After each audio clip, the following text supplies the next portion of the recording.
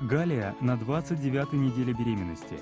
Когда появились первые признаки простуды, она сразу потянулась за привычными антибиотиками.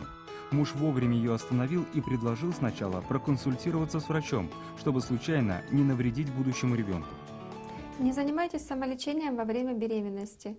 Если у вас возникло состояние, когда вы чувствуете необходимость приема лекарств, лучше обратитесь к врачу. Прием медикаментозных препаратов во время беременности может быть опасен для вашего здоровья и для здоровья вашего будущего малыша. Будущим мамам нельзя принимать такие привычные препараты от головной боли, как аспирин и диклофенак. Они могут вызвать нарушение свертываемости крови у ребенка. Если во время беременности принимать анальгин, который большинство женщин считают вполне безобидным, то у малыша могут развиться патологии. Это может быть угроза прерывания беременности, анемия, различные виды, другие осложнения беременности в виде отеков, повышенного давления. Но все это должно быть под наблюдением врача, строго под наблюдением врача, в строго разработанных дозировках.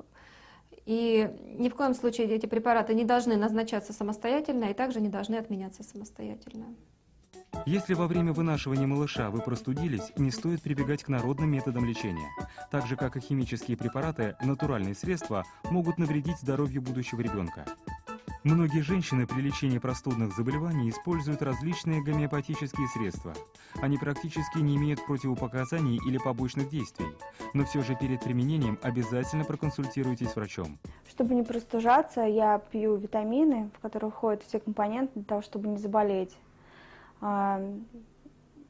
Иногда обливаюсь, но это не всегда, не каждый день. Но стараюсь это делать каждый день, потому что эта процедура не очень приятная.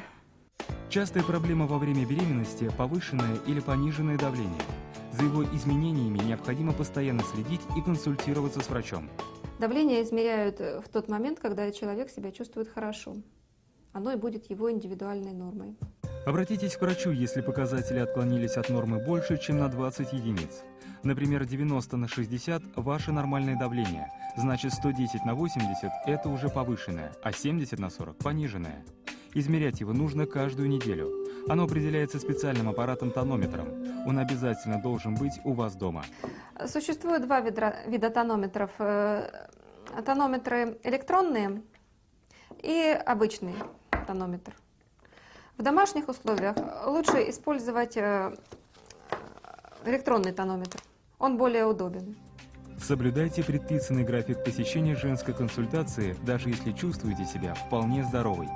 Дело в том, что некоторые болезни развиваются незаметно, и только специалист сможет определить первые симптомы и назначить правильное лечение.